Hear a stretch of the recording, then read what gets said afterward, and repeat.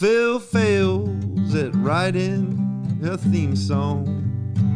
He doesn't know the words to sing. If success is the flash in the pan, my friend, then failure's most everything. Phil fails for you. Phil fails for you. Phil fails for you. Phil fails for you.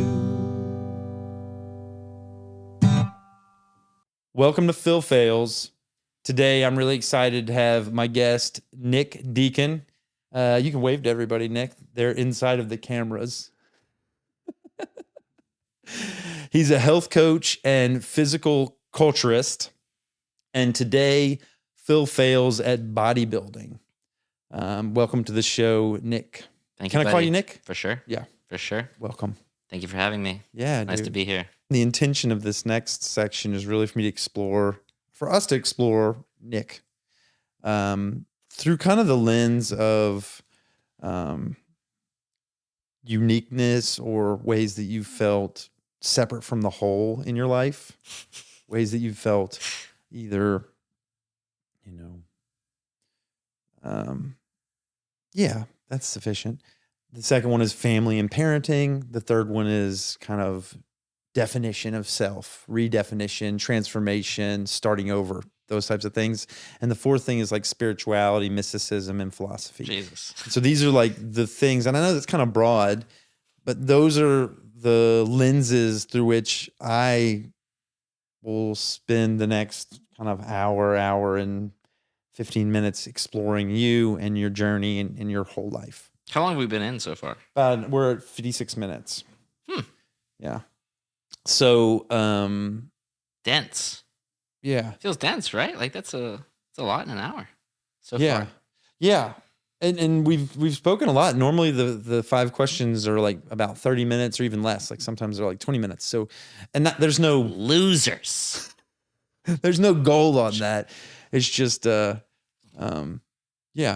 So I like to start this section at the beginning with where were you born? Auckland, New Zealand. Auckland, New Zealand. Tell me about that. How'd you find yourself in Auckland, New Zealand? My family is from New Zealand. You're a New Zealander. I'm a Kiwi, yeah. You're a what? Kiwi. Kiwi. Yeah. I was going to say Huey. I thought Yeah, Kiwi. you're a Kiwi. Yeah, correct. The land of the Lord of the Rings. They prefer perhaps the land of the long white cloud. Okay. Land of the long white cloud. But certainly everyone else maybe knows it as Lord of the Rings. I didn't know about this long white cloud. Yeah. That's New Zealand's alternate name. Why? I'm not sure. I don't know. Okay. Yeah, but it's it's alternate name like Aotearoa. Teroa. Teroa. Yeah. Unfortunately, I don't even know if I'm like pronouncing that. That's okay. Like, in full. They're going to let us fidelity. know. The Kiwis out there will let you know. Right. I'm sure. Right. Yeah. Y'all, please I'm like do. fucking scared now. Please do. Let us know. How do we pronounce this? I swear I was born there. I know it doesn't sound like it. Where were you? In Auckland, New Zealand. Auckland, yeah. And how long were you in New Zealand? About 5 years. For 5 years of your life. Yeah. And do you remember it? Yeah, but I remember it the way that a child, like it's a child's lens. You know what I mean? So like there's like smells and feelings and like I remember like the junk food and stuff like that. But I've been back since and like those memories are I was going to say they're warped. It's unfair to say, but they're through the lens of a child. Yeah.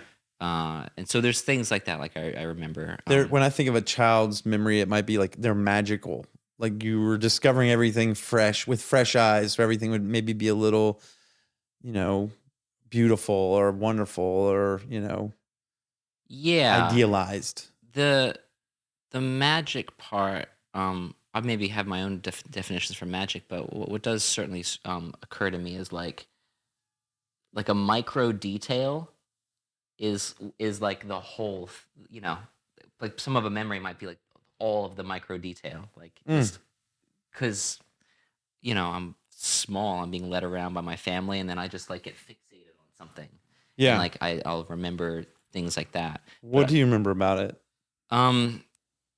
So I mean, the junk food is like certainly like Tell me about the junk food in New Zealand. Yeah, so there's like literally the immediate thing that comes to mind is there's these cookies, biscuits as we call them, called squiggles, and there's 2 if not 3 variants of this, but it's so there's like a cookie type, like think like Nilla wafer but like thinner. And that's kind of like the basis for this thing. And then there's maybe like do my best, Kiwis. There's this maybe like chocolatey, like think Oreo cookie type situation that's like a little bit like on top of it. Okay, so here's like the base, and then inside there's like little candy bits embedded in the chocolatey Oreo bit, and it's not this big. I'm just showing you. Enlarged for size, for texture, as they say on the fucking labels. But the whole thing is covered in chocolate. Oh yeah. And there's some sort of squiggle, like some contrasting color squiggle thing on it. And they're both like there's either 2 or 3 kinds, but both kinds that I remember. The like, what's the name of it? Hokey Pokey's coming to mind, but that's not it. It's like the caramel looking one, and that one's delicious. And then there's like this, it's like a light green. Anyway, that one's good too. And then they have it's like it's not Twix, but it's Twix. It's like cookies, but they're little cookies. Yeah, they're basically Twix. It's like exactly what it is. It's like smaller than this, but there's a cookie bit, and then there's it's not caramel, it's toffee. It's toffee, and then the whole thing is covered in chocolate. Ooh, fucking sick. And then so they got these things called pineapple lumps, which they're not like the best thing, but they're sure as fuck unique. And you like those? I did, but they're okay. My grandma, who just passed away at 99. What's her name? Joan. R.I.P. Joan. R.I.P. Joan. She, man. 99? 90. Like 3 months shy of 100. Whoa. I was going to go to New Let's Zealand. just give it to her. I know. Centenarian. I know. Joan. I know. I was like, like she died, and I wasn't even sad. I was like, you did it. Yeah. You made us proud, Joan. Yeah. I was like, oh, fuck, 3 months. Like, damn it. But like, you done good. She did great. In New Zealand? Yeah. And what were you saying about Joan? Oh, she used to she's quite lovely. She would send me these care packages of like all this like New Zealand shit. Mm-hmm. Like, aww. It was quite. And it would be these cookies and these Twix. Well, these like Zealand the thing is, Kiwi Twix. Joan's wonderful and Grandma's wonderful, but she got it in her head, like some people do from time to time.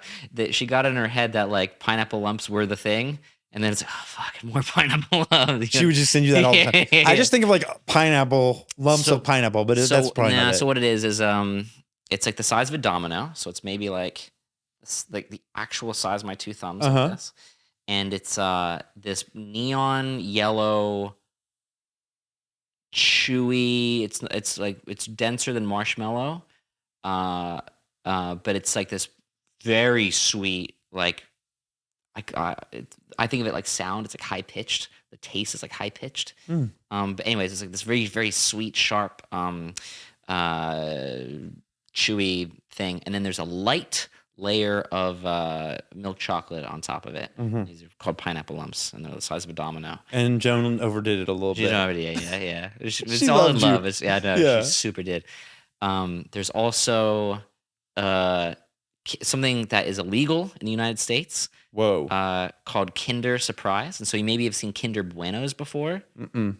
So what's a Kinder Surprise? Kinder's like German for child or something? Something like that. Yeah. But so Kinder is, I think, a European chocolate company. And so they distribute here.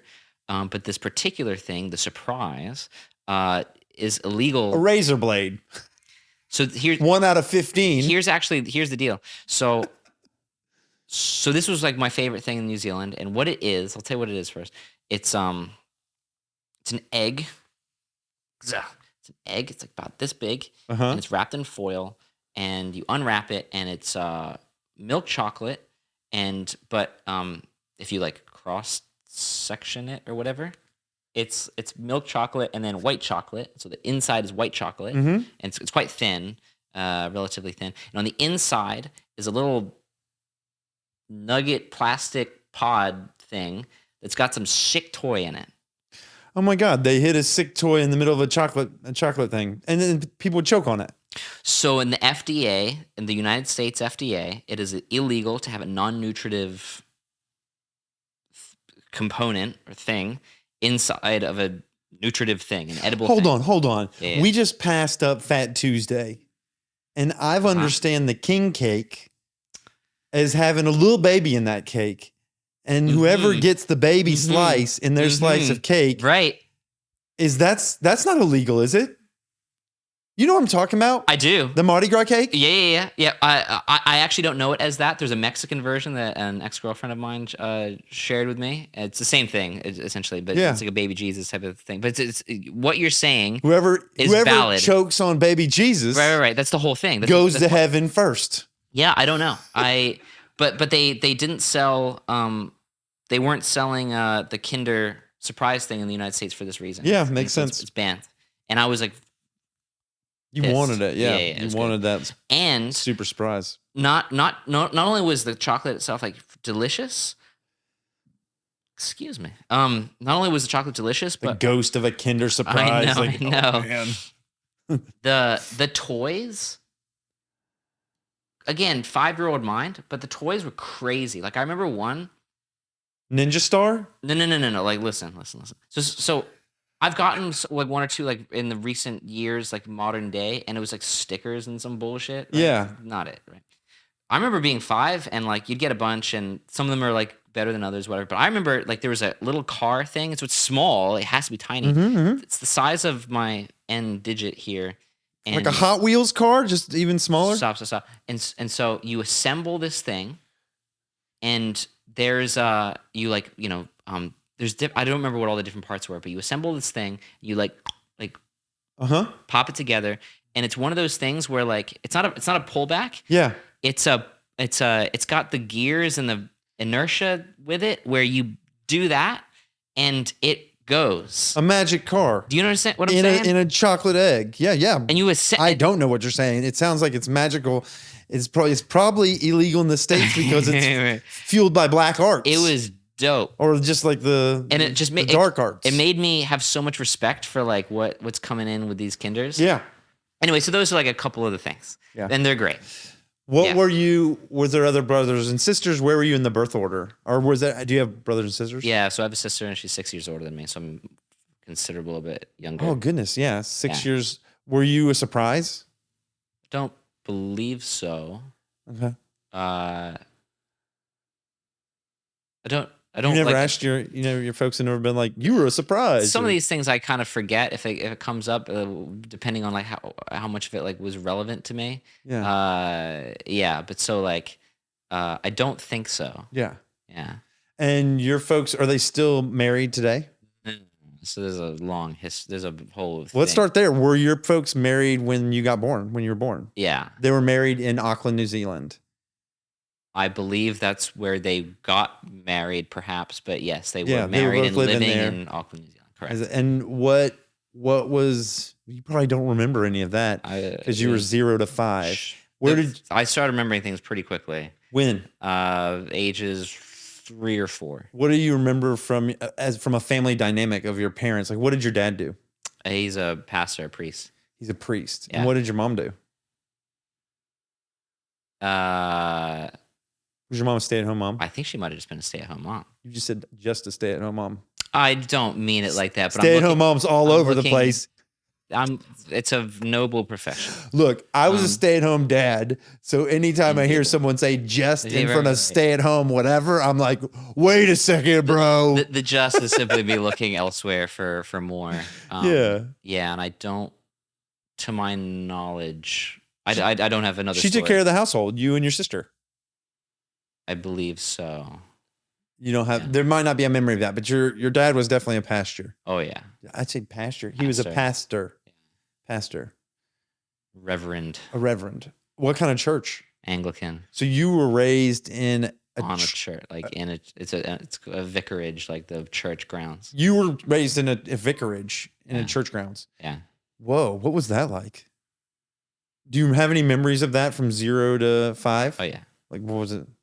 Playing was cool. I'll say that. Like, so there's like a lot of land. Like, there was like a super super long driveway. There's like like the houses here, and there's like a long driveway, and there's like a church here, and that this is like kind of the plot of land, I guess. Mm-hmm. And there is this nice, cool stone.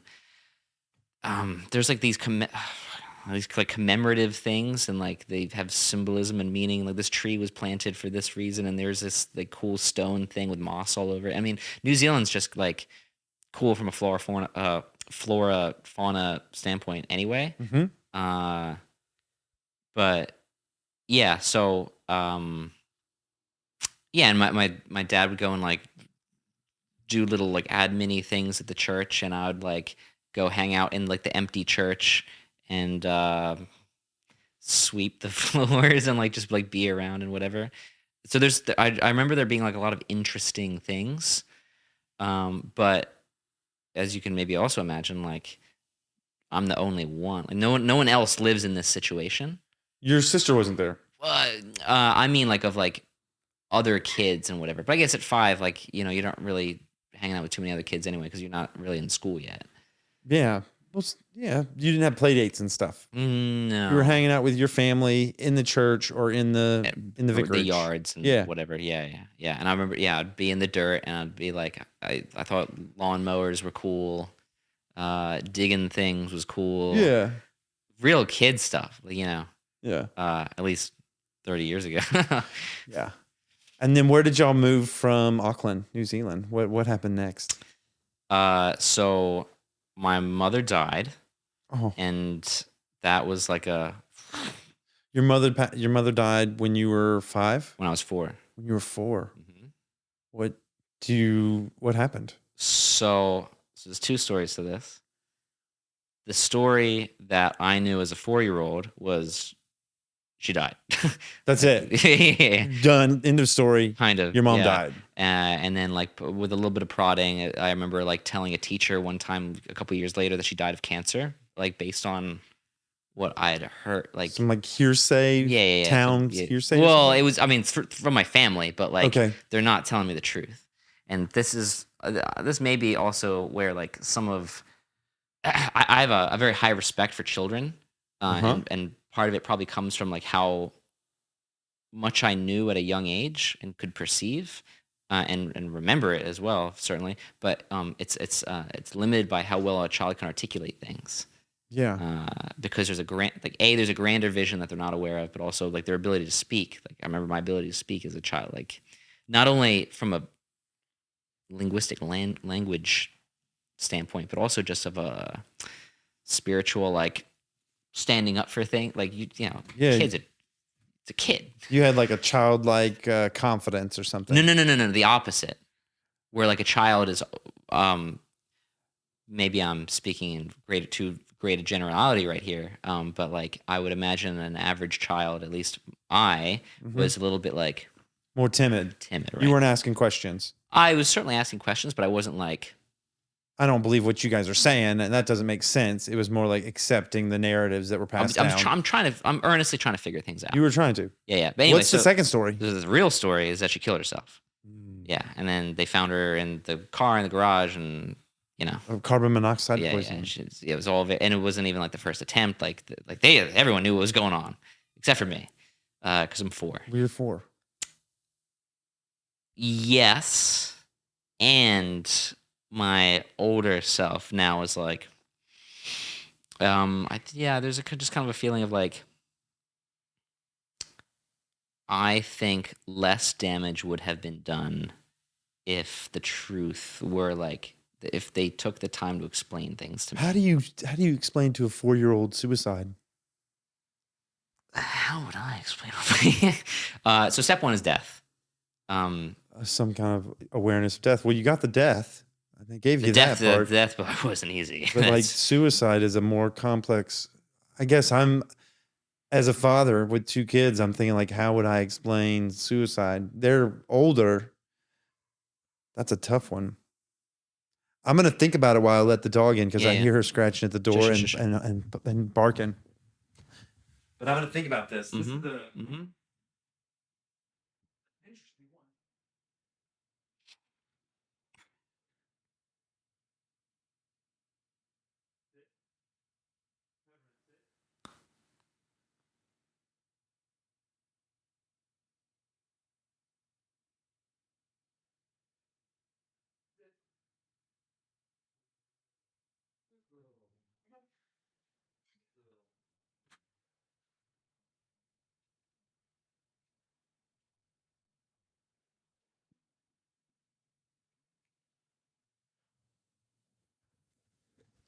So when did you figure out, when did the suicide narrative come into your life? When did you discover that? Okay, so she was like just mysteriously dead for a while. And then I recall I think I might have been like 12 or 13. 12 or I 13? remember the story was revisited a number of 8 times. years later. Something like that. It was revisited a number of times, like throughout my life. Mm-hmm. I'm gonna pause for a moment. I guess For the dogs lapping in there. Yeah. My dog's over there swimming laps in the water bowl. Waiting. Oh, Peppermint. Waiting. She sounds like she's diabetic. I think Peppermint's a good puppy dog. She's an emotional support dog for my family. Yeah. She seems very happy. Yeah, I think she's doing good. We adopted her not too long ago. Really? Yeah, not too long ago. Very cool. Yeah. My daughter's has been experiencing mental health challenges, and my kids ask for a dog forever. And I've always said no. Like, I don't want to be responsible for anything other than myself when you guys aren't here. And some of the challenges she's been experiencing, I just thought like another sentient, loving being in the house. I'm like, yeah, maybe that'd be good. Was it so been good? Yeah, I think so. Peppermint's good. I mean, I think I learn a lot being a dog owner. Is this your first dog? Not in my life, but certainly in my adult life. Yeah. And I've learned a lot through training and just, obedient stuff. And like, I think it's good for me. I think it's good for the kids. Yeah. There's something about the flow of life that, when we can like integrate with it, it kind of like, at least for me, like checks me back in. Yeah. So 8 years later, you're 4, and then around 12 or so, 13. Yeah. How does it come back up in your life? I don't know. I just have a memory of like one night, my sister and my dad are like gathered around the table or something, and I don't know what like prompts it, right? Maybe I'm like thinking about it, I'm upset, or how things like kind of spiritually like just bubble up sometimes, quite randomly or like without prompting. So I don't remember like what the prompt is. So I just remember like then we're in it, and I actually I don't think about this too often, but in those moments, like they tend to all be quite supportive of me in like a need to understand and make sense of things or whatever. But yeah, so I was like 12 or 13, and I believe that's when like the suicide detail comes up. And then it came up again when I was like, I'm pretty sure 18, like 17, 18, 19, like about 18. And that's when they gave me the note. And I was like, the note? Yeah, so she wrote me a note. Like there's a suicide note. She wrote you a note? Yeah, to me and my sister separately. So she wrote a note to you, okay. Personally. Like, and when you were 18, you were provided this note? I was provided this note, yeah, correct. Oh my God. Yeah, and so the first thing about that was like, motherfucker, are we here again? Like, is there more? Like, well, yes, there is more. What else? Like, what else have you? It's like basically just what else have you been keeping from me? Like, because can we be done this? Dad. Yeah. Yeah. So Yeah, the note was like relatively brief, like a little bit on the short side.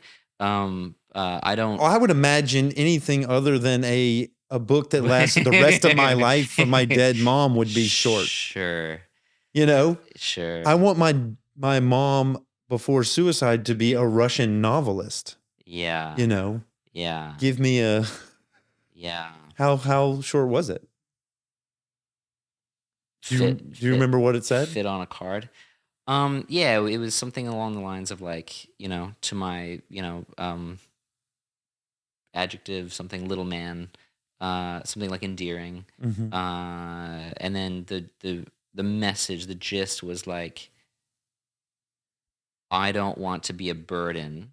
I have, I'm filling in some gaps here, but I don't want to be a burden. I'm with my mental health issues and whatever. I don't want to be a burden, and I have decided that like I've come to the conclusion that it would be best for you to not live with a sick mummy, as it actually says, which is an English, New Zealand thing. Um, yeah, and so there's reassurance of like I'm loved, and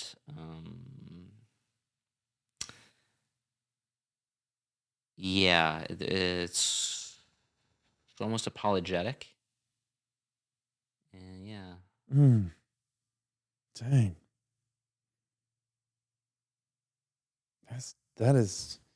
That's an interesting start to life. yeah. You know, what was it like for you? Certainly that it's funny you say the start to life, because it's like technically the start is birth or conception, like whatever, right? But I feel like when I was 4, I woke up. I woke up like pretty quick, right? And I was kind of like thrust in, Yeah. and I remember. So I had a lot of questions, and one of the questions was like, and then they follow like a wonderful logic.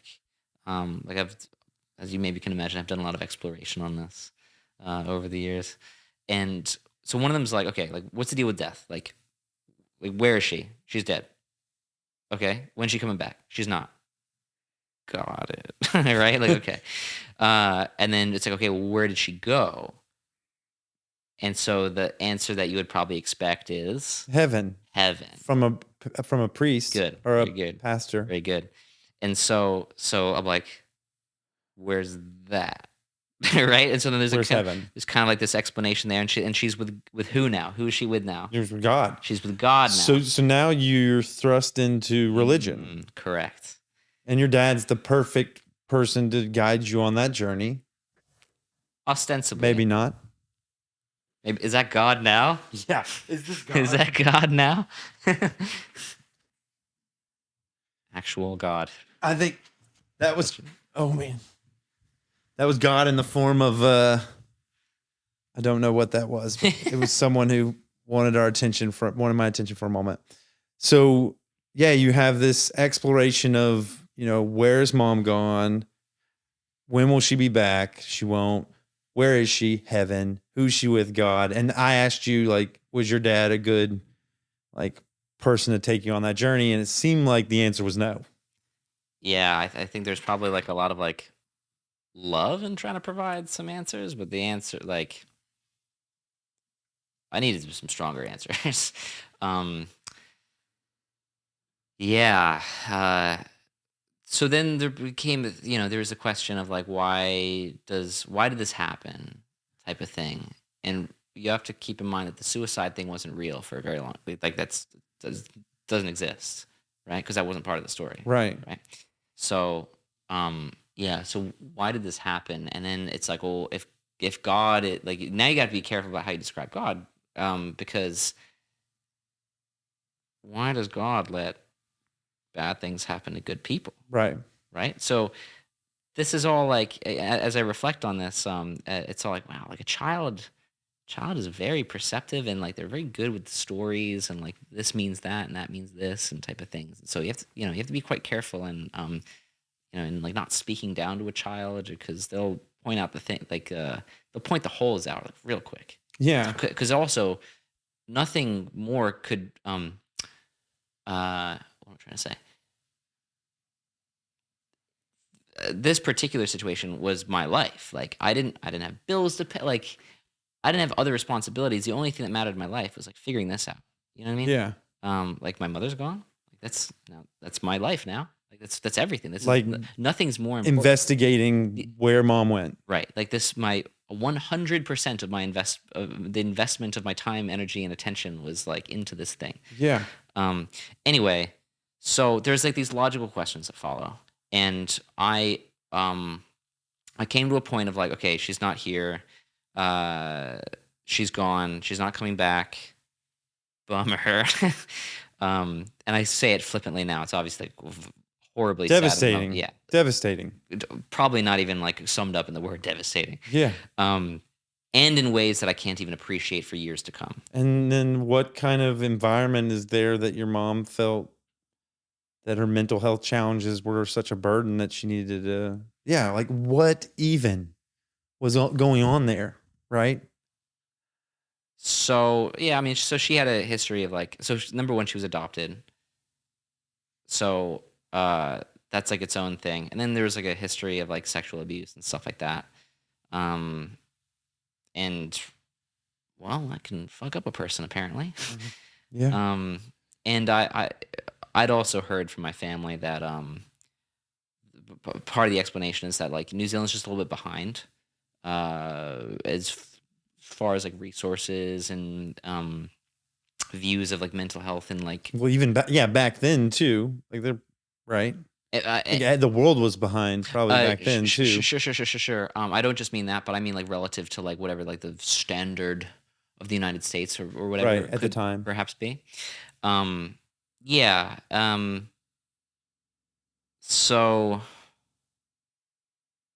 I'm 4 years old, and I mean I knew where my mother was. She was in a casket in my living room, and so it was pretty clear to me like, oh, no one's home, you know. So like that impacted me in the ways of like it put me on something of a spiritual journey out of like necessity, because I've questions that don't have answers, a lot of questions that don't have answers, right? Also, I guess you don't know what you don't know, and a lot of the things, some of the most painful things about losing a mother, I didn't even realize until I'm still realizing some year to year, like in the just as also you have to consider like she was about 34 when she died, and so pretty young. I'm 34. What's that? What's the meaning there?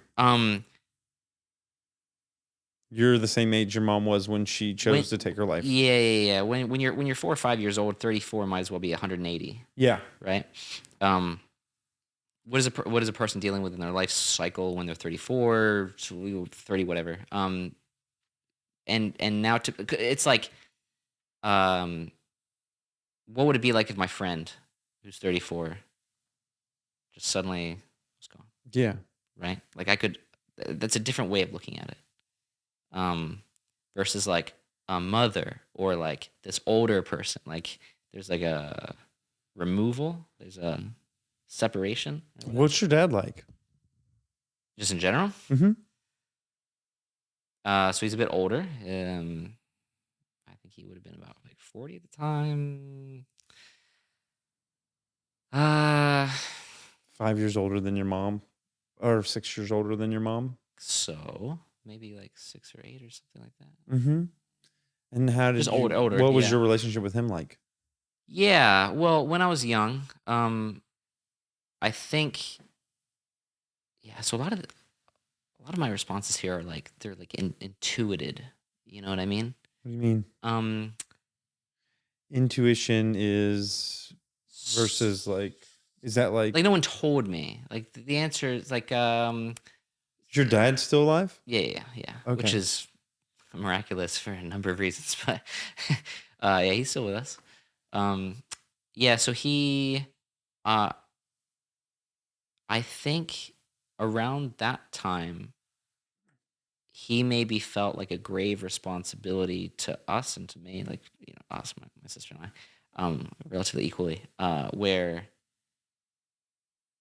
we had obviously just been dealt a very difficult hand, himself as well, Yeah. and that we are a something of like a fledgling family. Like there's three of us, Mm-hmm. right? And then we leave New Zealand, which is where the rest of our family was. Mm-hmm. But also he had a brother here, and so we moved closer towards another aunt, uncle, cousins from my perspective. But yeah, he was like I remember like during those ages, like um, um, there was like a warmth between us, and like I was like the happy son, like, oh, let's go on a car ride with dad, let's go here with dad, and like let's follow dad around type of thing, and just yeah, wanting to be around my daddy. Mm-hmm.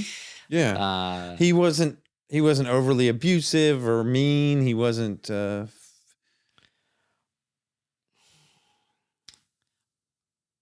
he so there's like a little bit of like a abuse and strife and type of stuff in there, I think, as he's like trying to figure out his own. He's got to like look after two kids, like figuring out going to a new country, like before the internet, like type of thing. yeah.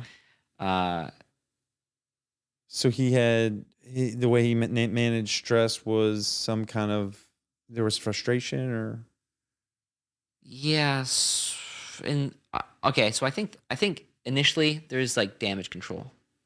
for him. Well, how did some of this is Yeah, some revisionist history of looking back sure, as a 34-year-old on what a 4-year-old, trying to sure. imagine what your dad was doing. Do you remember like felt sense of love or things that you might have done with your dad back then, or events that were maybe not so great?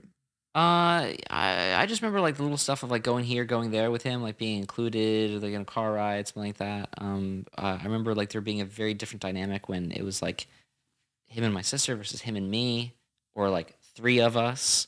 I Yeah. was very sensitive to that. What was the different dynamic when it was him and you and Not him? even, What was it like? I don't even know if I could like use words to describe this. I remember when it was just him and me, I was like, oh, this is real. Like whatever's happening now, this is When he gave you his attention. yeah, yeah. And then I could feel it shift when my sister was around.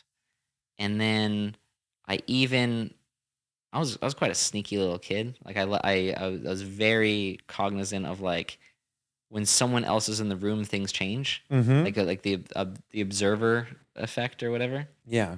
And I liked hiding and being able to observe without impacting. Yeah. Which is, it's funny because I still like to do that, just in different ways today.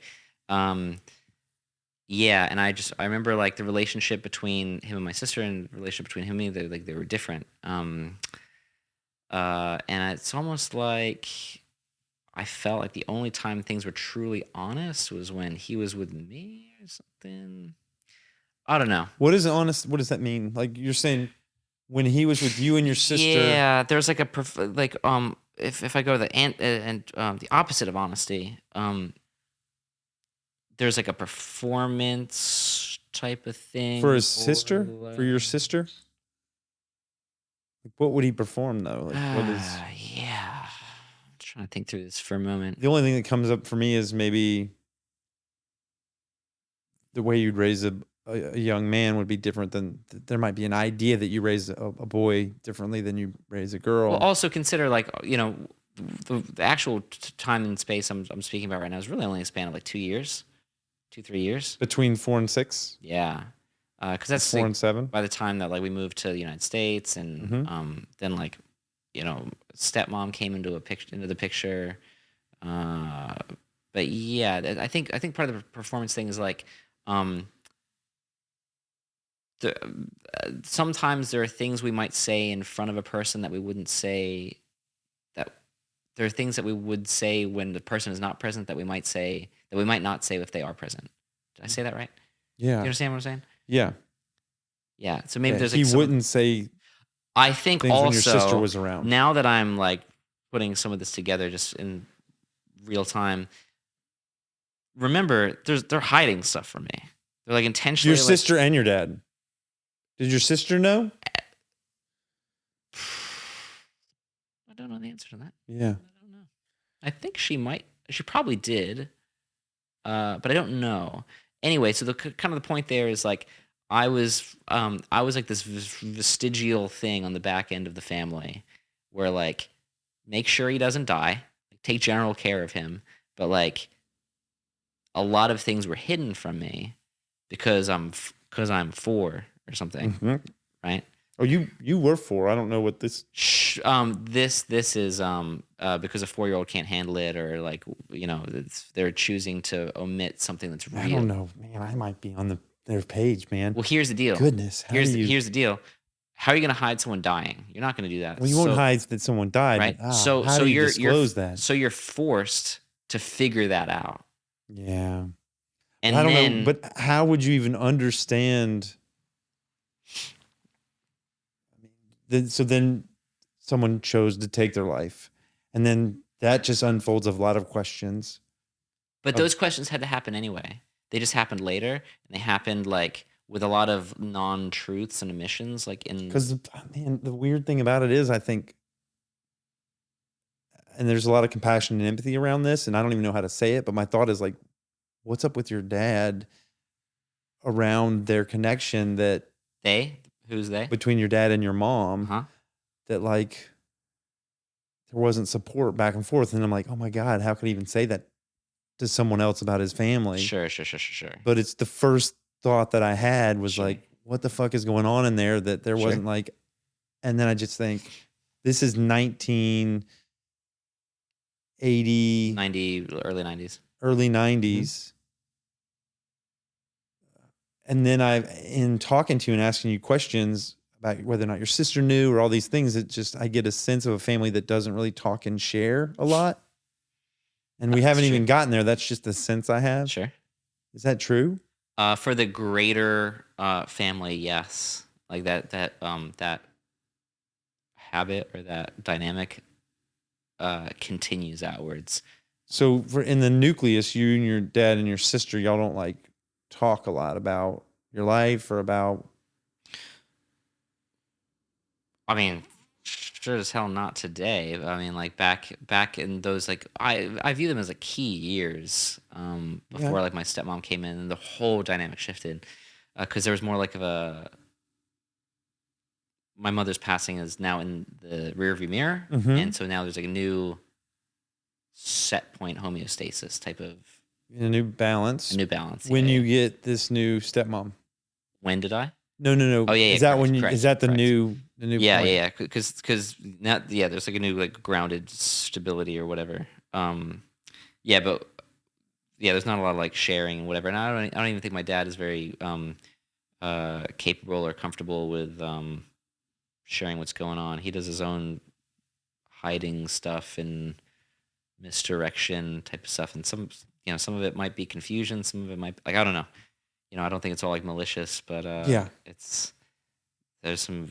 He's a hard. Like I don't know my dad very well. You don't know your dad. No, I'd say I told him that recently. Yeah. Felt good. Felt like said something that was true. I imagine it hurts. Like you want to know your dad for sure. Yeah, there's a point of like some ways of like giving up, but like I don't like giving up on things like totally like your success fail thing. Yeah. So it's like, all right, here's where we're at. Yeah. Balls in your court type of thing. What did you see yourself as? How did you view yourself in the family? Were you a good kid? Were you a bad kid? Like, how did you? Yeah. What was your definition of self from, I guess, around this time period? Either before you had a stepmom and then after. Like, how did you orient?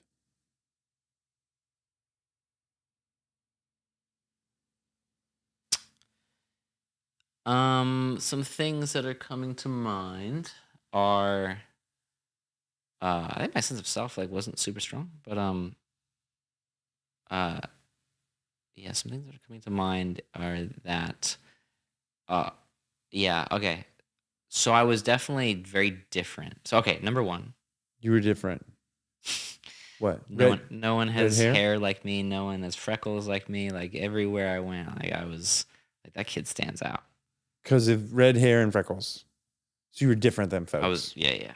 That was like a first. Were you different in other ways? Well, once I'd left New Zealand, now I'm from New Zealand, and Okay. people don't even know where that is. Yeah. You're right, and I have an accent. It's gone now, but like I talk funny. Yeah. Where did y'all move? South Jersey. South New Jersey, the state, Yeah, where it's actually a garden state. it is the Garden State. Yes. Yeah. Yes. But it's where it's beautiful. I've never been there, but I've heard that you're looking at me like, no, it's not actually beautiful down there. So y'all moved to South Jersey. Yeah.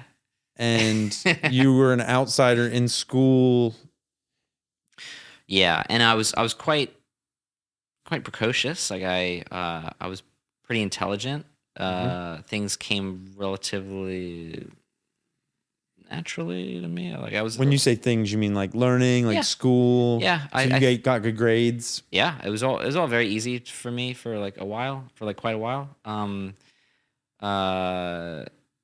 Yeah, I want to just go back real quick. So the other thing was like actually pretty important. Like, so I felt like I was the only person in the world without a mother. So I like the perspective was that I was too young to understand what a mother does that I no longer have. Right? Like there's a lot of like very sacred mothering things that happen that like just to share one because it's like one that's quite meaningful to me is when a woman is growing a child inside of her, there's a communication that happens with this being, and she is observing and communing and whatever, like with this with this growing thing, and the child doesn't have to communicate any particular way. There's no expectation or whatever. He's just fucking growing. Yeah. Right. And then as soon as this thing is born, and I'm obviously not a mother, and I've never had a child, but I've had some, other experiences. So as soon as this thing is born, you kind of maybe already know some of its stuff. Yeah. You know what I mean? Like, because you've followed this thread for 9 months, right? And then that only gets better and better because you're fucking nursing this thing, and you're developing a very well, there's these ideas that moms, when a child cries, the mom kind of can tell nuances in the frequency or the type of cry. That's exactly what I'm getting at. Yeah. And so the impact of that is even when a child doesn't know what's going on, or a child does not have the tools to articulate what's going on, at the very least, he has one advocate in the world that like, oh, don't worry. He like, baby, you just need this, or baby, you just, and dad can't do that. Sister sure as fuck can't. No one can do that. And so how have I oriented to this? I've been alone for 35 years, 31, right? That type of thing. Yeah. Where it's just me. Like I'm me taking care of me. Not to like diminish the, survivalist things that have been provided to me through, my aunts, uncles, father, and stepmother, like all that shit, right? But it wasn't this nurturance, and just no one's been with this consciousness, except me. And something comes to mind is that like you're actually in your mom's body when she's born. All of the eggs are in her body when they're born, all that she'll ever have. So you're actually, her relationship with you, as far as like, I mean, it's not fertilized at that point, but oh, I see. A female child is born with all the eggs that she will. They come along for the ride even before conception. So your material was in her body, being carried around, since her birth. I hope I'm right on that. That's a truth that I've carried around for a long time, and I guess it's just this like deepening of your relationship to your mom. I never thought of. Hearing you talk, I'm thinking about the relationship of my daughters and their mom, and Gosh, and then thinking of losing that connection for you at a young age, and then hearing this lack of commune, like you talk about your ability to commune Sure. with your own body, Sure. and then I think about that in the context of your ability to commune with your father, some family body Sure. that really is one opportunity to get a baseline for your health or who you are. Mhm.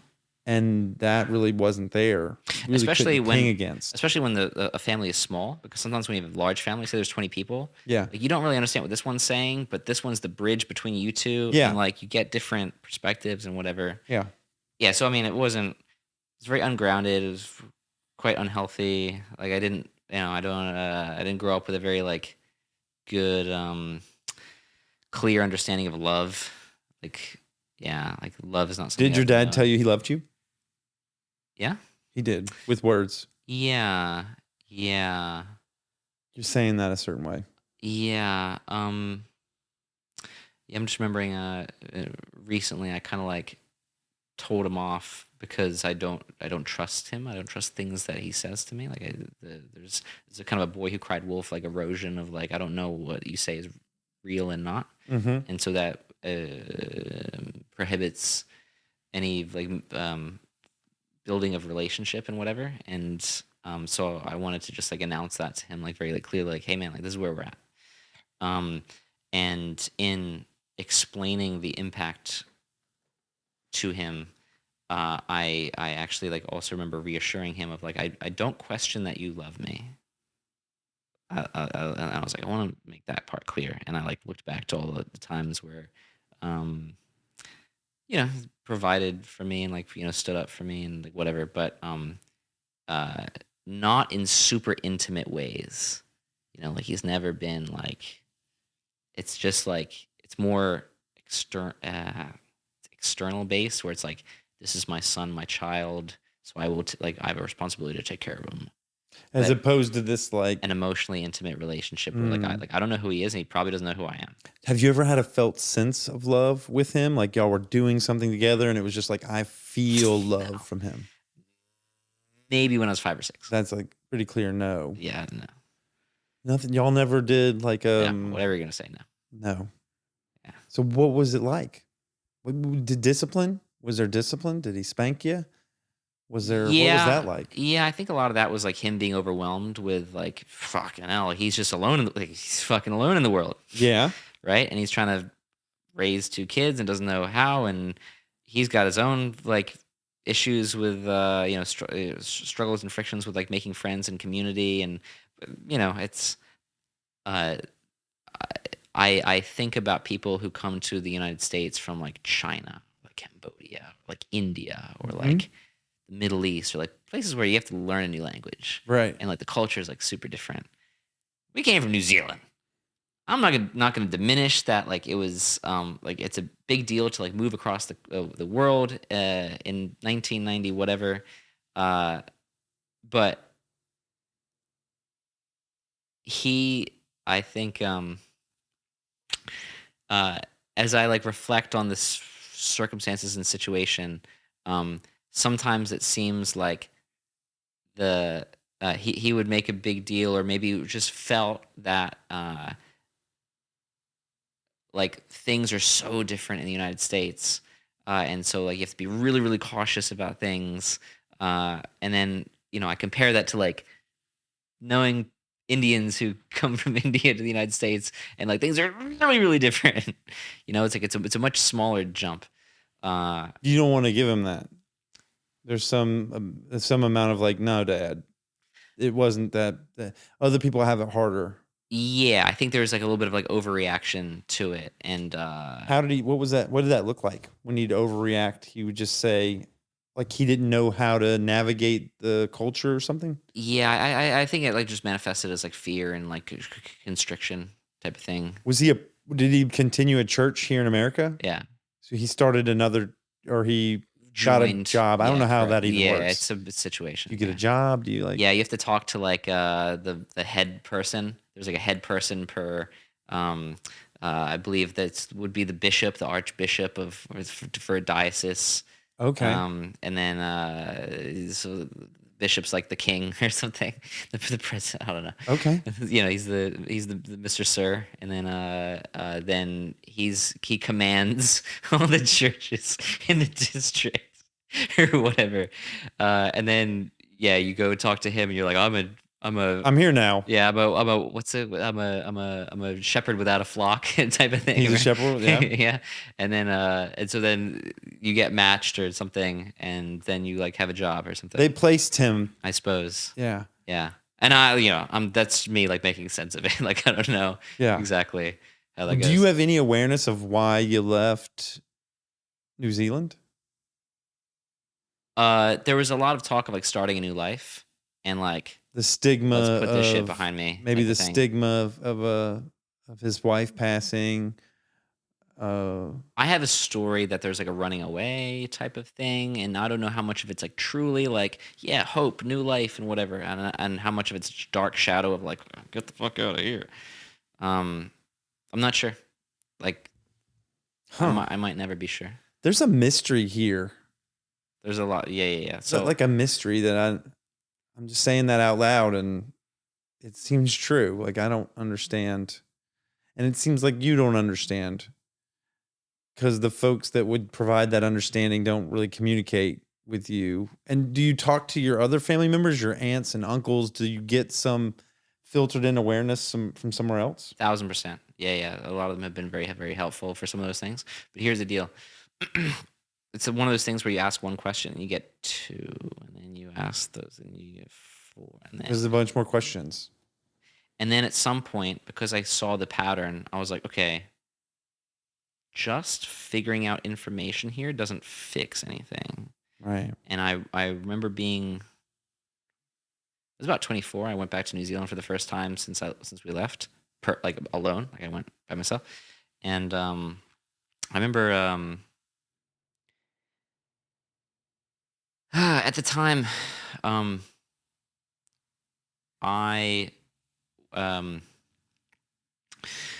there was like a voice in my head that was kind of like this woman, my mother, she had been in my life for 4 years. Granted, there's significance of like how I came to be, but she'd been in my life for 4 years, and the last 20 years she had not. Right? And I just looked at that as like 4 years, 20 years. Like, am I gonna live my whole life like stuck on these? Some idea that you'd allowed her to impact your 20 years in a way that might not have been the best or might not have been helpful. And I'm like stuck on it type of thing, right? Were you? Well, you were. To on some level. Yeah, to like changes like over time in the seasons and like whatever, right? But it was a conscious thing of like, as I get older, like 4 years doesn't scale with it. It's 4 years, and then it's 20 years, and then it's 24 years, and it's 28 years. Like, and it gets more and more like asymmetrical, right? And so I was like, whatever it is I'm trying to like.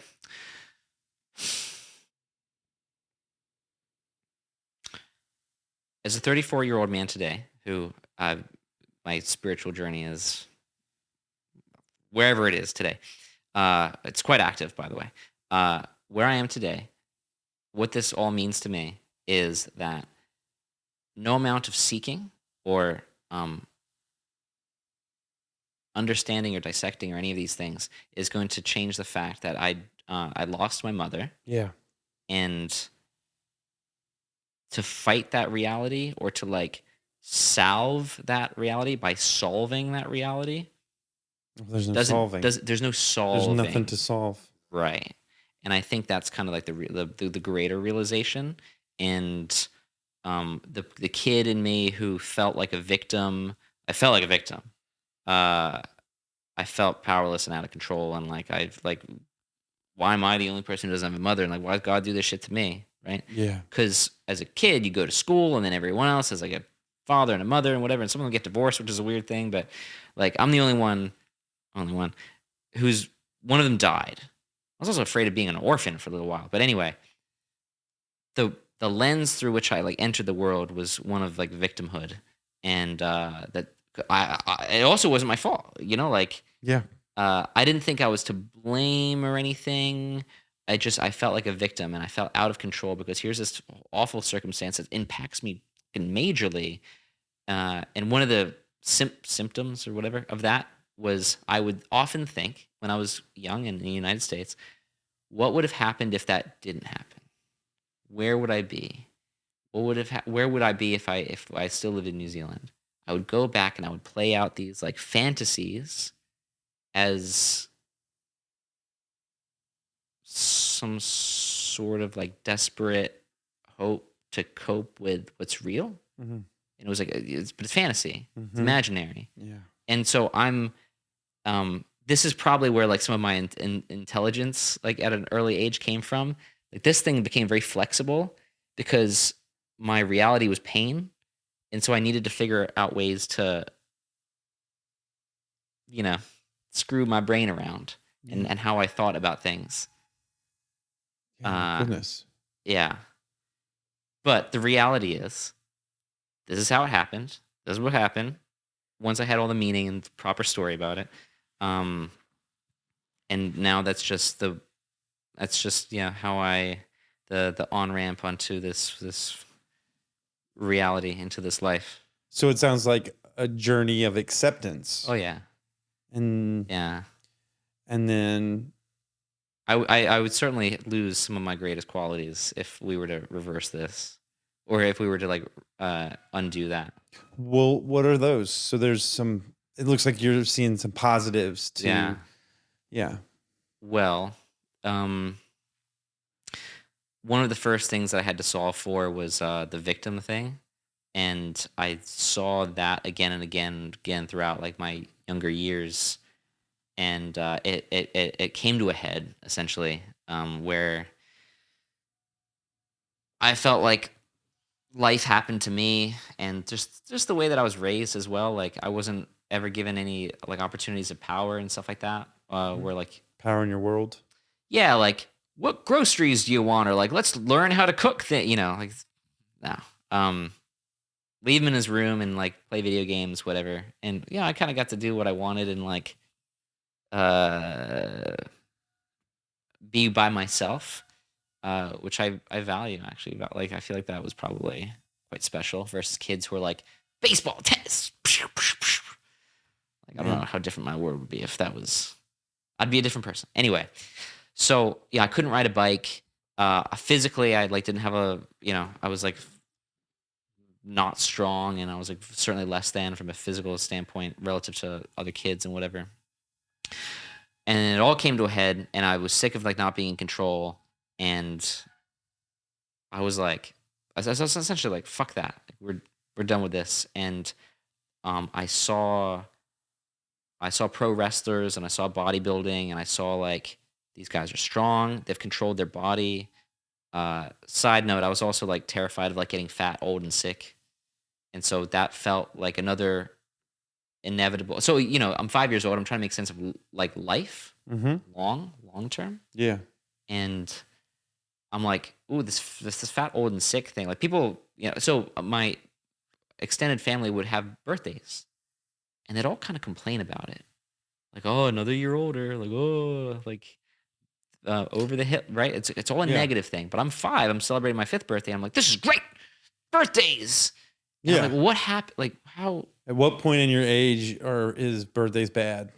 Right. Yeah. So age is this bad thing. Whoa, what's becomes bad? Over the hill. Yeah, we have this whole culture around age. Negative. Or when you're young, it's a celebration, and when you're changes. older, man, some people just. It's like my mom would or my grandmother. I remember just sticking at a year.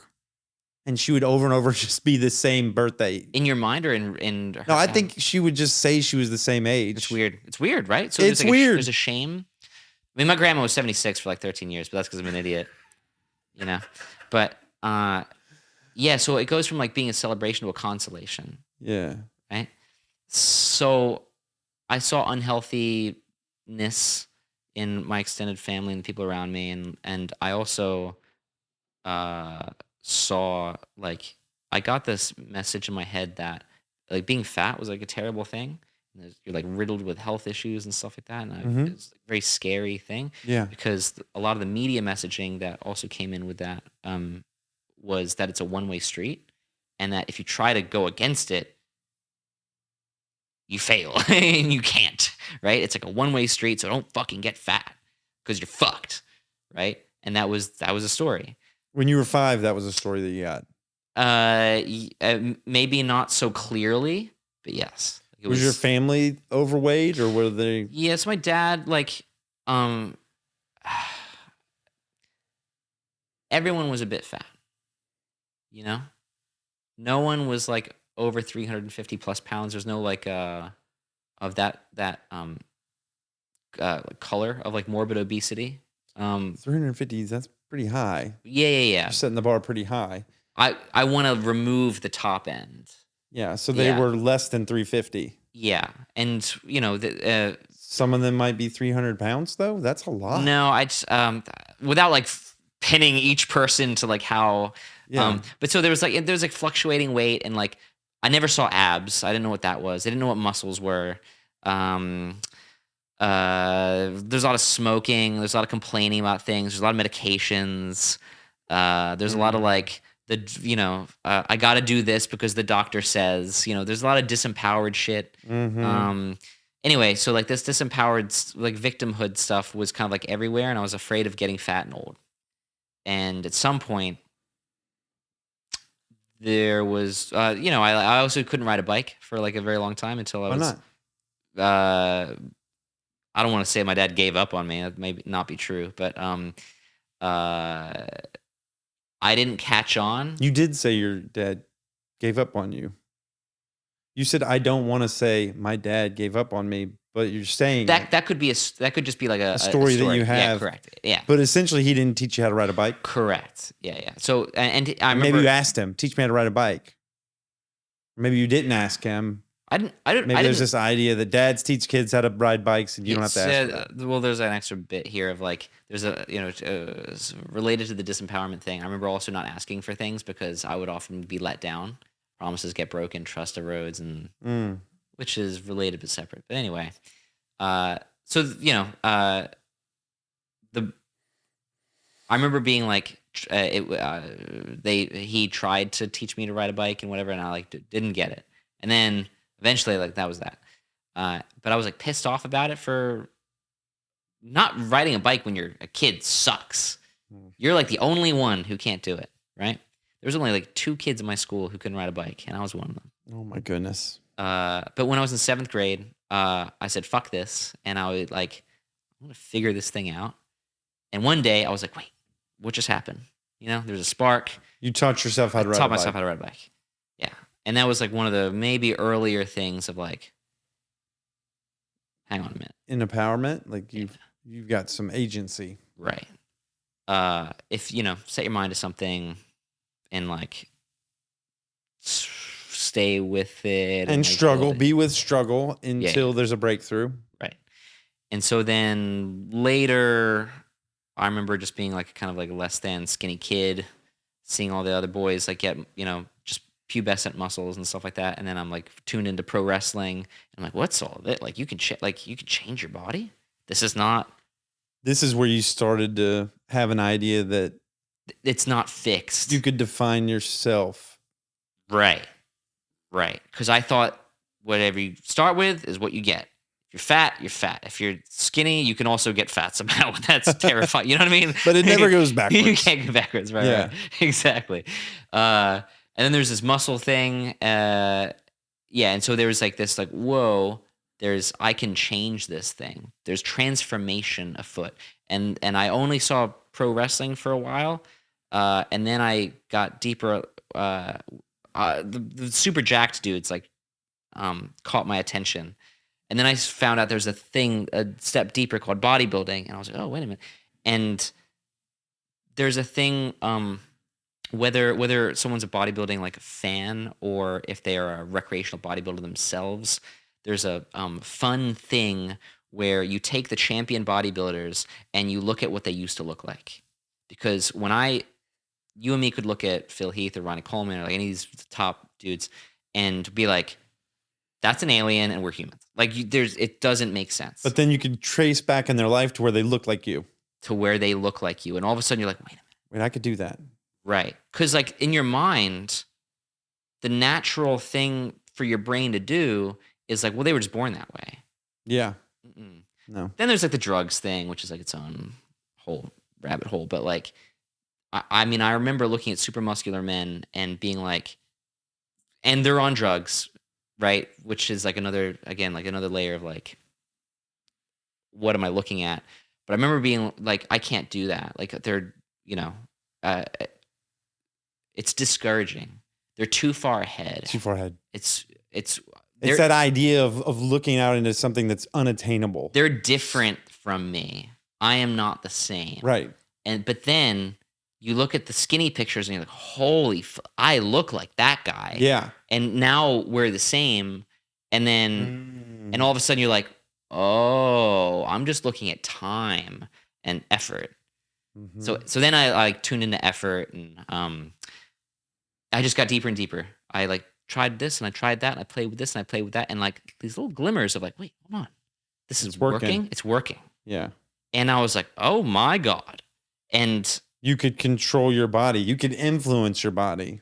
And it was way easier and more simple and straightforward than it had ever been presented. Because everyone's like, oh, you can't do that or blah, blah. Everyone's got some fucking negative bullshit, right? Everything I had received up to that point was like, there's no use, don't even try.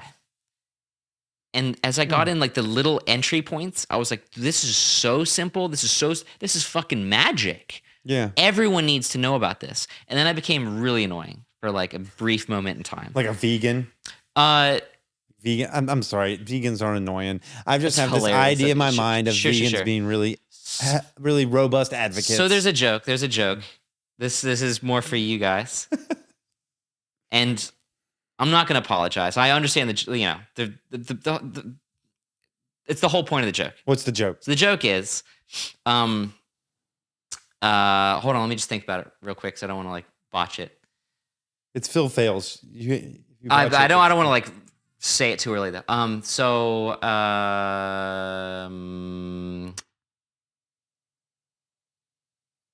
There's a few, so there's like a few variations on it. So like, okay. So essentially, like one version is, how can you tell if someone's a vegan? How? Don't worry, they'll let you know. Right, I've heard that. And so that also applies to CrossFitters. And there's another version with some other third thing. People that only eat meat or something like carnivore, whatever. Carnivore diet. It's like any diet. Yeah. But like, so then I feel like there's like whenever you're excited about something that seems to have an advocacy. So there's a version a version of the joke that's like all three. Like how do you know who like a vegan, a CrossFitter, or whatever, like walk into a room? Like how do you tell? Like I forget, but it doesn't matter. So anyway, I got super annoying because I would go up to do like so people in the gym. I'm like 15, 16 years old, and I'd be like, "Hey man, like here's a better way to do that." I was Mr. Unsolicited Advice for very, very, very, very. Well, because you probably did a lot of research and wanted to support or wanted to. It's not that I did a lot of research. It's just that I discovered magic. I discovered magic, and I wanted other people to know, and I wanted to help other people. Yeah. And then I was like, oh, people don't want this help. They don't want that. Right. I learned that quick. And then I shut up fast. Where was your family during this part of the journey? Were they was your dad supportive? Was your sister supportive? Like, how did he play into this? That's a good question. Or were you more like That's a good question. Distraction from family? How does it relate? Yeah. Or does it? Yeah. So, it relates. It's funny, little details that are like I just know, but I like forget. Right. So I discovered this magic, and I was like, oh, like that, like my body is the lens that teaches me the magic. And I was like, oh wow. And so and so this would be new knowledge to the family. Mm-hmm. Right. Now I've discovered it, and so I want to bring it back into the family and be like, hey, like. You don't need to be diabetic, and you don't need to be this, and you don't need to be that, and you can reverse this, and you can fix that, and you can blah, blah, blah, blah. And they were like, they couldn't hear me. And I was like, what?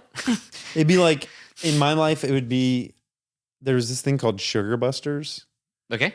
this diet that apparently when you started looking at the glycemic index around everything you ate. Yeah. Okay. And in this book called Sugar Busters, it talks about how you can reverse diabetes and you can, by eating a really kind of thoughtful and intentional diet, you could also say like strict or however you want to say it. And I remember, my stepdad was diabetic and thinking like, hey, I've noticed this the way you guys eat. And have you ever thought about this? And if you changed your lifestyle around diet and nutrition, you could reverse or maybe impact your life. And it was not really received. How was it received? I mean, they didn't. You raised the flag up and no one saluted this flag. Even though there was it seemed like there was data. It seemed like there was good information there where diet and nutrition could really impact someone's life. So that dynamic, just think about where we're at in the story right now. That dynamic of me being at like ground floor, I went like this. And so that dynamic stayed and then just got worse and worse as it scaled. You know what I'm saying? Where like you're saying you continue to optimize your body and your health. Learned beyond and my they own were still perspective. Kind of blind or resistant, ignorant, or not ignorant, but there wasn't an open-mindedness to allow your journey to influence them and their behavior. And it was flabbergasting. To you. Yes. You're like, how could you guys not? I've discovered this magic. Why are you guys all ignoring this? Especially because you could all live better lives. There was another piece of it that was like, they're like on some level they're conscious that like going to the doctor all the time and being on all this medication is not good. Were they? They had to have been on at least some level. I'm not sure I can produce in this moment like why, but I'm like quite confident that there's at least like some like little bit. Nothing in my mind says like, oh, you're like good. I go to the doctor and I got these like it's not a good thing. Yeah. But I think there's definitely like an acceptance and a tolerating of like this is just getting older. And there's all that like bullshit thought and all that stuff, right? Man, and you've been to Casa de Luz? Yeah. You know what it says above the door? I've only been there a few times, so I'm not super. So above the door, it says when diet is correct, medicine doesn't work, and it says. Oh, I think I know where this is when going. diet is correct, medicine is of no need, or something like that. Sure. Yeah. Like something like that, where diet basically is medicine. Yeah. Nutrition is medicine. Yeah. It's I'm paraphrasing and butchering it. Another form of that is, an ounce of prevention is worth a pound of cure. Yeah. Because it's the proactive side of things. But, even a part of me right now just feels a little icky, like, diet, and people should blah, blah, blah, blah, and anti-doctor. Like, it's such a, it's not false. But it's also just like something of like a tired flag. Well, yeah, it's waving in the face of a tremendous bulldozer of a food industry that is putting sugar in everything and creating products that are just horrible and people are eating them because they're easy. But then we start blaming stuff and then we're already getting into those are just facts. But if it's like... If you got 99 things, if you got 100 things out there to choose to eat and I mean, you've read... So we're doing it right now. You've read Michael Pollan's book, The Omnivore's Dilemma. Yeah. It's like when 90% of the things out there is corn. Anyway, right. I think we're on the same page. For sure. Yeah. I just think... But your family was resistant. They didn't want to hear it. Yeah, so I and here's something that's obviously quite important to me, and I feel a great sense of like, I don't know, duty is the word, but like a care for them where I want like guys, look at what I found. Live a better life. Yeah. And now you can. Follow me. And now, yeah. I've proved it out. Like you did the recon.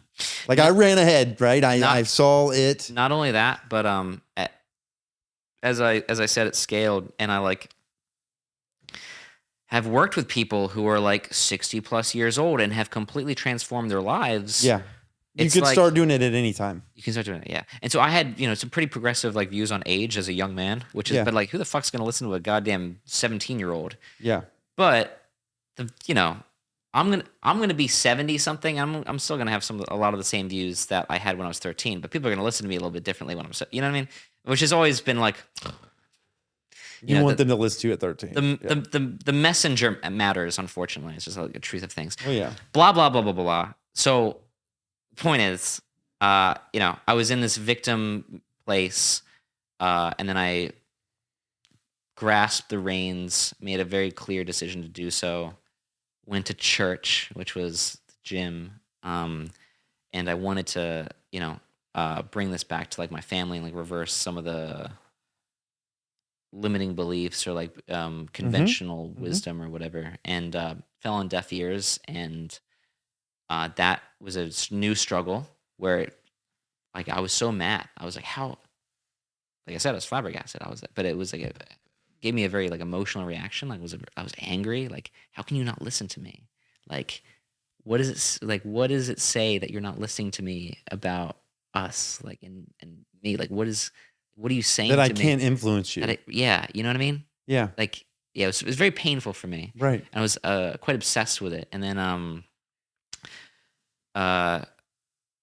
one day, I feel like I'm on a little bit of a soapbox right now. It's a little gross, but one day, I remember like we were studying apartheid and Gandhi and all these things, and I remember seeing the quote, "Be the change you wish to see in the world," and like a fucking light bulb. It's like, oh, that's it. That's the solution. Fuck everyone else. Essentially, like, they're not my responsibility. That's not what this is about. Yeah. All I can do is just do me, as it were, and Be a role model through your art. Your lifestyle is the art. Yeah. Is the people can model it that want to model it. that want to model it. And if they don't, fine. But fine. you're providing an example of a pathway forward. Yeah. Through living your life. Right. Exactly. And yeah, and I've since then always tried to be like not weird about it. Well, now through coaching, through your coaching endeavors, your folks are coming to you. So there's obviously an opening. There's a interest, or there's a, what's that? It goes deeper. It's cooler than that. People go to the people that I've coached. That's when I'm like, people go to the people you've coached. yeah. So it's like in martial arts. Oh, it's like martial arts. Yeah, where someone has a master, grandmaster. Yeah, so you're a grandmaster now.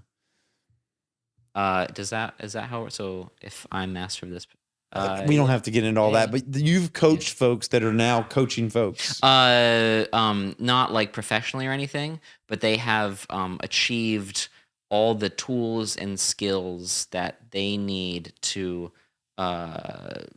do the thing. Yeah. And not just like they've achieved it once for the first time and like maybe they're living a life, and they've implemented these. It is they've become ritual. It is in them. They go to church, and they go to church, and they are the examples, right? And that people go to inquire about them because it's like, whoa, like you're on some other shit, you know? And they're like, well, you should check out Nick, right? And that's like that's quite a gift. Like it feels heck feels yeah, nice. Yeah. And it's validating, ego, blah blah blah blah. But like it's well, not blah blah blah blah blah. Like it feels good. The Marlboro man probably got a lot of people smoking cigarettes, and and you've gotten folks investing in fitness, in implementing more movement in their life, thinking about the language of their body. I think the thing that maybe like makes me most proud is when people like I'll give you the bad example first. And the bad example is like someone goes up to the fit. So, I coach someone, they're a fit person, whatever.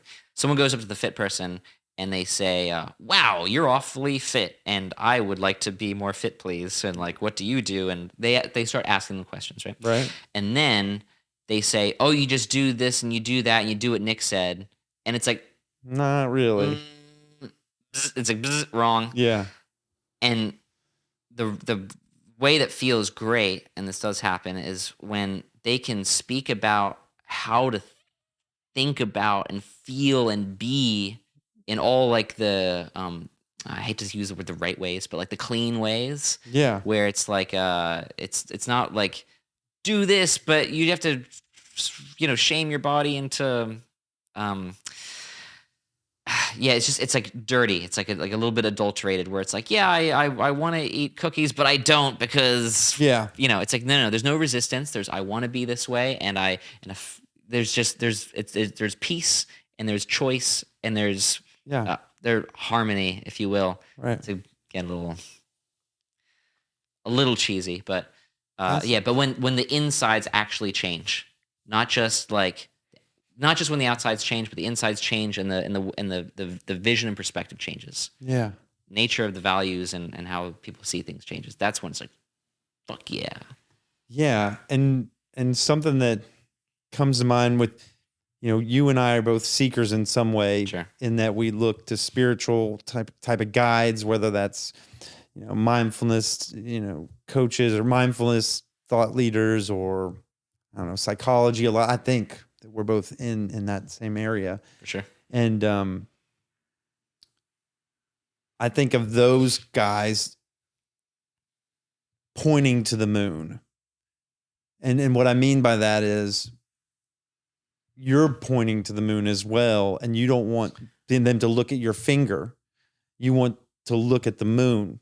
You've discovered something. You saw that as a child. You've been looking at the moon for a long, long time, and you want to tell them, hey, look at this moon. Your eyes are different than mine. You'll see it a little differently. But if you look at it, if you look up there, that's where the knowledge is. It isn't here at my finger because I'm doing it the way that I do it, the way I understand it. Stop looking at me. Stop admiring me. Stop looking to it's. But look at this culture. That's where culture. Right. It's a culture of moon lookers. Right. Call them moonies. Yeah. For levity. But it's this idea of like, folks found some body of wisdom or knowledge, and you found it for physical, and then also mental health, some resilience, some store of that. Yeah. And even, and it sounds like still there's challenge and strife from a familiar or from a family origin story. And this is part of what carries you forward. Mm-hmm. And also guides this acceptance or whatever we're talking about, this like long journey of your mom and the relationship with your dad and also just the relationship with your family as a whole. You had epiphanies and they came around this. We've said church, we've said different things. This like culture was really important to you, and you saw the results of it is what told you, yeah, this is the way. Yeah, So first, I love the metaphor of the moon because it's like this collectively fixed thing that everyone looks to. That so it's you don't necessarily have to like believe in what someone else is saying. It's like no, tune into the moon. Find your own moon. Yeah. And I think about it that way too. So anytime people like look to me, it's like no. Look, I can point you there. Come to me. I can point you there. Yeah. But you're going to have to turn your vision. You're going to have to turn your awareness and attention towards this. Yeah. Towards this culture, towards these movements, these behaviors, and you're gonna have to make them spiritual. Yeah. Like you said, when you look in the mirror, it was spiritual. Yeah. I also find that on a more specific note of the way that people like tend to look to the moon in the fitness world, there's normally like athletics or competition, or there's like weight loss and I hate my body and I want to change it type of thing. Yeah. And sometimes skinny, like too. That's like the body image, mental health stuff is there. We didn't go too deep into that, but that's certainly there. But using it more as like a consciousness tool seems, I don't think it occurs to people as often. Like the people, Yeah, spiritual tool. I think bodybuilding and consciousness like don't really like overlap so obviously. But that's exactly what like I've been Yoga using. isn't And so yoga is where the aesthetic, yoga is where it is obvious. yeah. Hopefully to be. Yeah, it's like body and spirituality. Right. It can be. Right. If you're not doing like, Right. you know. But yeah, for sure. So, you know, sometimes I joke to people, you know, you and me know each other through like circling, relateful, like the relationship arts and you know, connected type of things. And the real story that like is kind of people are like befuddled by is I started wanting to control my body and burn fat and build muscle, and I wound up doing like authentic relating games. Yeah. And while it may not be so obvious, like once I discovered the autonomic nervous system and I saw like social inputs and all of that and what the body needs and how our pasts shape us in ways that we don't control, and what it takes to then regain awareness and control, if not influence, or rather influence, if not control over them. Yeah.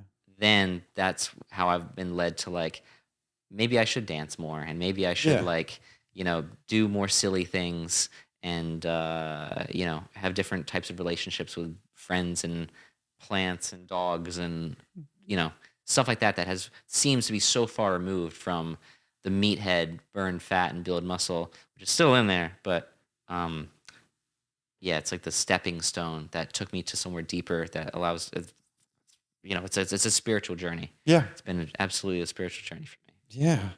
Well, we've quickly been talking for 2 hours and 26 minutes now. So I think we're at a place where we'd land this plane.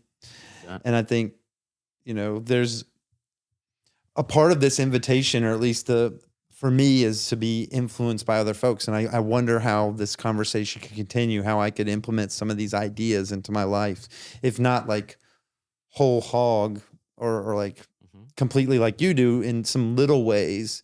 And the idea would be that I could start to see some of the, you know, some of the changes that would occur. And I'm not sure we could continue this discussion in some way, shape, or form if you're open to it.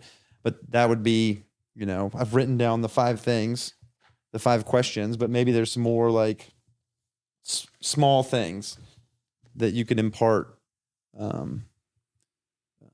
outside of the context of this interview.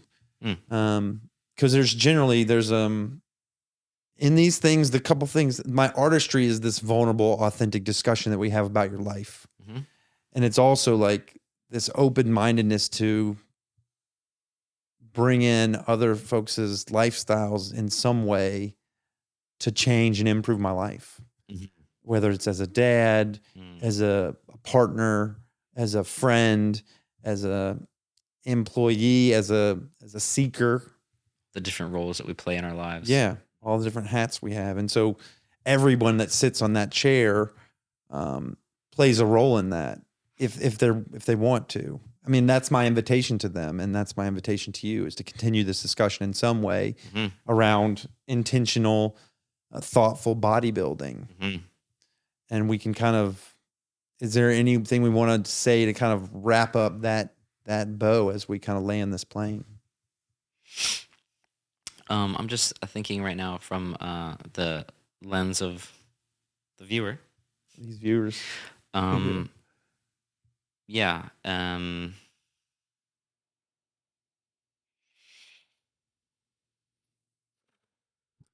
just reminded right now of a quote in the spiritual realm that has been with me recently, and particular spiritual guru leader. He emphasized that we spend too much time worrying about sleep and not enough time worrying about being awake. And so what we could all stand to do is not spend more time being awake, but be more awake. And the reason that comes to mind and why I wanted to bring it up is because our, I was going to say bodies, more specifically our nervous systems, the beyond body, like Mm-hmm. the whole being, is constantly giving us inputs for things that that scare us and shrink us or draw us towards it. Um, in terms of like desire or like pleasure, or Mm-hmm. just very visceral feelings. And I think we could all stand to just take a step back and listen to that a bit more. Mm. And that really guides the ship and leads for some interesting adventures. Yeah. Yeah. Yeah, I love that. Well, thank you so much, Nick, for coming on and talking to us. I'm gonna look at that camera right now and do like an outro thing. Thank you for having me, buddy. Yeah. Yeah. This is Phil Phails at Intentional and Thoughtful Bodybuilding with Nick Deacon. Man, I'm like super stoked. I feel really privileged to have spent this time with you. It's flown by. Yeah, for And sure. I look forward to continuing this discussion in whatever way it occurs. But this is wonderful. Can I have a hug? For sure. Heck yeah. Is that out of the way? A little bit of that, man.